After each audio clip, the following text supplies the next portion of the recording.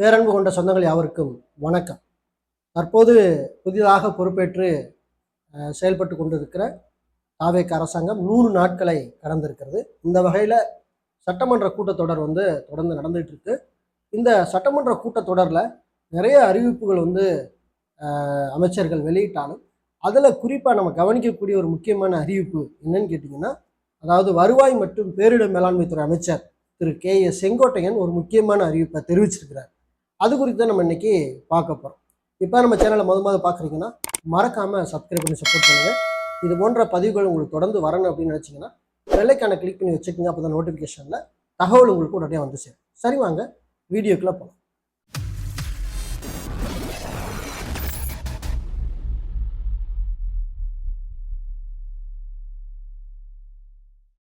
திரு செங்கோட்டையன் அவர்கள் நிறைய விஷயங்கள் சொன்னாங்க.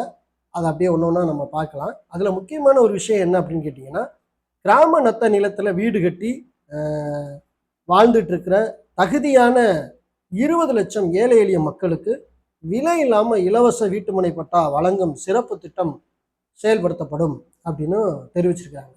அப்போ இந்த திட்டம் இப்போ தான் இருக்கா, இதுக்கு முன்னாடி இல்லையா அப்படின்னு கேட்டிங்கன்னா, இதுக்கு முன்னாடி இருக்குது.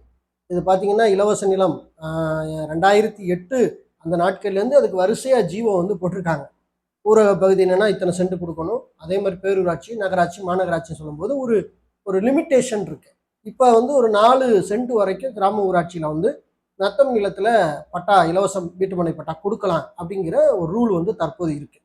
இதையே தான் தற்போது இன்க்ரிமெண்ட் பண்ணி 20 லட்சம் பயனாளிகளுக்கு இலவசமாகவே நத்த நிலத்தில் வசிப்போருக்கு பட்டா கொடுக்கப்படும் அப்படிங்கிற இந்த அறிவிப்பு தற்போது கவனத்தை ஈர்க்கக்கூடிய ஒன்றாக இருக்கிறது. இந்த அறிவிப்பாக இல்லாமல் அதை ஒரு ஜீவோவாக பாஸ் பண்ணி அதை கண்டிப்பாக கூடிய விரைவில் அதற்கான ஒரு திட்டமிடலை வகுத்து திரு அமைச்சர் KA செங்கோட்டையன் அவர்கள் வெளியிட்டால் இன்னும் சிறப்பாக நல்லாயிருக்கும் அப்படிங்கிறது நம்ம எல்லாருடைய ஒரு கோரிக்கையாக இருக்குது. இதில் என்ன முக்கியமான அறிவிப்பில் இது ஒரு முக்கியமான அறிவிப்பு. ரெண்டாவது பார்த்தீங்கன்னா, மினி தாலுகா அலுவலகங்கள் உருவாக்கப்படும் அப்படின்னு சொல்லிட்டாங்க. அதுலேயும் குறிப்பாக சென்னையில் ஒரு 12 இடத்துல மினி தாலுகா அலுவலகங்கள், அதாவது பார்த்தீங்கன்னா மெயினான தாலுகா அலுவலகங்கள், அதுபோல் அதோட துணை தாலுகா அலுவலகங்கள் உருவாக்கப்படும். இது ஏன் அப்படின்னு பார்த்தீங்கன்னா, இப்போ நாங்களே ஒரு தாலுகா அலுவலகத்துக்கு எங்கள் தாலுகாவுக்கு போகணும் அப்படின்னா இங்கேருந்து கிட்டத்தட்ட ஒரு 15 கிலோமீட்டர் நாங்கள் போக வேண்டியிருக்கு. இப்போ ஒரு சின்ன விஷயத்துக்கு நம்ம போயிட்டு வராந்தாலுங்கன்னா அப் அண்ட் டவுன் 30 கிலோமீட்டர் ஆகும்போது நமக்கு அது ஒரு முக்கியமாக பார்த்தீங்கன்னா கிட்டத்தட்ட ஏகப்பட்ட ஒரு சுமையை அதுக்கு உருவாக்குது. அதனால மக்களுடைய தூர பயணத்தை குறைக்கும் விதமாக இந்த மாதிரி மினி தாலுகா அலுவலகங்கள் திறக்கப்பட்டால் நல்லது அப்படின்னு உண்மையாலுமே நம்மளாம் நினைச்சிட்டு இருந்தோம். அந்த வகையில் தற்போது சென்னையில் கிட்டத்தட்ட ஒரு 12 இடங்கள்ல இந்த புதிய தாலுகா அலுவலகங்கள் அமைக்கப்படும் அப்படிங்கிற அறிவிப்பை திரு செங்கோட்டையன் அவர்கள் அறிவிச்சிருக்கிறாங்க. அது மட்டும் இல்லை, ஒரு முக்கியமான அறிவிப்பு என்னன்னு கேட்டிங்கன்னா, அதாவது அடுத்து நிலவரி ரத்து செய்கிறாங்க. அது எப்படி ரத்து செய்கிறாங்கன்னா, அதாவது பசலி 1436 முதல் நடைமுறையில் இருந்த நிலவரி வசூல் ரத்து செய்யப்படுகிறது. ஏற்கனவே நிலவரி அந்த அளவுக்கு ஒன்றும் பெருசாக ஒன்றும் வசூல் பண்ணலை. இப்போ தற்போது நிலவரி ரத்து செய்யப்படும் சொல்கிறாங்க.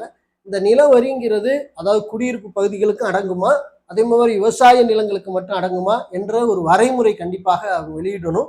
அப்படி வெளியிட்டதன் பேரில் தான் கண்டிப்பாக இந்த நிலவரி எதில் எப்படி இதை மதிப்பீடு செஞ்சு அதை ரிலீஸ் பண்ணுறாங்கிறத நம்ம பொறுத்திருந்து பார்த்து தான் நம்ம தெரிஞ்சுக்க முடியும்.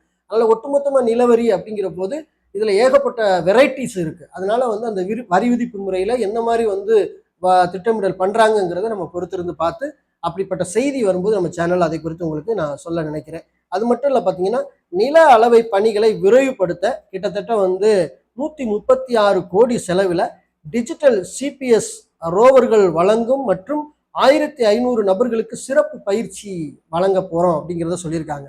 அதாவது பார்த்தீங்கன்னா டிஜிட்டல் இந்த TGPS அந்த கருவி வாங்கி அதுலேயும் குறிப்பாக 1500 பேர் அதற்கென்று ஒரு பயிற்சி கொடுத்து அதற்காக நிதி கிட்டத்தட்ட 136 கோடி செலவில் செய்யப்படும் அப்படிங்கிற அறிவிப்பையும் திரு செங்கோட்டையன் அவர்கள் அறிவிச்சிருக்கிறாங்க. அது மட்டும் இல்லை, பார்த்தீங்கன்னா கணினி பதிவுகளில் திருத்தங்கள் மேற்கொள்வது, அதாவது நிலப்பதிவுகள் தொடர்பான கணினி ஆவணங்களில் உள்ள பிழைகளை கண்டறிந்து திருத்தம் செய்யும் சிறப்பு திட்டம் இதற்காக உருவாக்கப்படும் அப்படின்னு சொல்லியிருக்காங்க. ஏற்கனவே பார்த்தீங்கன்னா பட்டா முகாம் அப்படின்னு சொல்லிட்டு அங்கங்கே போட்டுக்கிட்டு தான் இருக்கிறாங்க. இப்போ இந்த தாவேக ஆட்சி வந்ததுக்கப்புறம் எங்கள் ஏரியாவிலே பார்த்தீங்கன்னா கிட்டத்தட்ட 2 கூட்டங்கள் இது சம்மந்தமாகவே நடந்தது. அப்போ அதில் மனு கொடுத்த உறவுகள் பயனடைஞ்சிருக்காங்களா அப்படின்னு கேட்டால் கண்டிப்பாக நம்ம பொறுத்திருந்து தான் பார்க்கணும். ஜமாபந்தியும் கூட நடந்துச்சு, இப்போ ரீசெண்டாக நடந்துச்சு. அப்படி ஜமாபந்தி நடந்ததுல எத்தனை பேருக்கு இதை சாட்டிஸ்ஃபை ஆச்சு, அன்சாட்டிஸ்ஃபை ஆச்சு, நம்ம ஆர்டிஐ போட்டு தெரிஞ்சு கொள்ளுங்க. நம்ம ஏற்கனவே சொல்லியிருந்தோம். எத்தனை பேர் நம்ம வீடியோ பார்த்து ஆர்டிஐ போட்டிங்கன்னு தெரியல. நான் இன்னும் எங்கள் ஏரியாவை சம்மந்தமாக நான் கேட்கல, எங்கள் மாவட்டம் சம்மந்தமாக கேட்கல, கேட்கணும் அப்படின்னு நான் வெயிட் பண்ணிட்டு இருக்கேன். அதே போல் வந்து இதற்கென்று ஒரு சிறப்பு திட்டத்தை வந்து அறிமுகப்படுத்த போகிறோம் அப்படின்னு சொல்லியிருக்காங்க. அதாவது கணினி திருத்தத்துக்கென்று சிறப்பு திட்டம். நம்ம நிறைய பார்த்தீங்கன்னா பட்டாவில் பிழை திருத்தம் இருக்கும். அதான் பார்த்து இங்கே கிராம கணக்கில் இருக்கும் பேர், ஆனால் கணினியில் இருக்காது, விடுபட்டு போயிருக்கும். அதே மாதிரி வந்து இங்கே ஒரு பட்டா நம்பர் இருக்கும், கணினியில் ஒரு பட்டா நம்பர் இருக்கும். அதே மாதிரி அளவு பிழை நிறைய இருக்கும், சர்வே நம்பர் பிழை நிறைய இருக்கும், பேரு பிழை நிறைய இருக்கும். இந்த மாதிரி பிழைகள் கணினியில் நிறைய இருக்குது. அந்த கணினி திருத்தத்திற்கான ஒரு முகாமை வந்து அமைக்கிறோம், போட போகிறோம் அப்படிங்கிறதையும் வந்து திரு அமைச்சர் செங்கோட்டையன் வந்து சொல்லியிருக்காங்க. இதெல்லாம் வந்து தற்போது சட்டமன்றத்தில் அவர்கள் சொன்ன அறிவிப்பு. இந்த அறிவிப்பு வந்து ஜிஓவா கன்வெர்ட் ஆகி, அதாவது அரசாணையா கன்வெர்ட் ஆகி மக்களுக்கு பயன் தந்துச்சுன்னா உண்மையாலுமே இது சிறப்பு தான், நம்ம வரவேற்கிறோம் அப்படிங்கிறத தெரிவிச்சுக்கிறேன். அப்படி அரசாணைகள் வரும்போது, வருவாய்த்துறை சார்ந்த அரசாணைகள் வரும்போது நிச்சயமாக நம்ம சேனல்ல அதை குறித்து விழிப்புணர்வாக நம்ம பதிவேற்ற நாம் கடமைப்பட்டிருக்கிறோம். ஆகவே நாம் பொறுத்திருந்து பார்ப்போம். இந்த வருவாய் மற்றும் பேரிடர் மேலாண்மை துறையில இந்த மாற்றங்கள் நிகழ்கிறதா என்பதை நாம் பார்ப்போம். இப்ப இந்த 100 நாள் ஆட்சியில நீங்க அரசு அலுவலகங்களுக்கு போயிருப்பீங்க இல்லையா, நம்ம சேனல் பார்க்கிறவர்கள் போயிருப்பீங்க இல்லையா, இந்த வருவாய்த்துறை அலுவலகங்கள், ஊரக வளர்ச்சித்துறை அலுவலகங்கள் எப்படி இருக்கு அப்படிங்கிறத நீங்க இந்த வீடியோ கீழே கமெண்ட்ல சொல்லுங்க. முந்தைய ஆட்சி காலத்துல இருந்தது மாதிரி இருக்கா, இல்ல மாற்றங்கள் நிகழ்ந்திருக்கா அப்படின்னு சொல்லி நீங்க கமெண்ட்ல பதிவு பண்ணுங்க.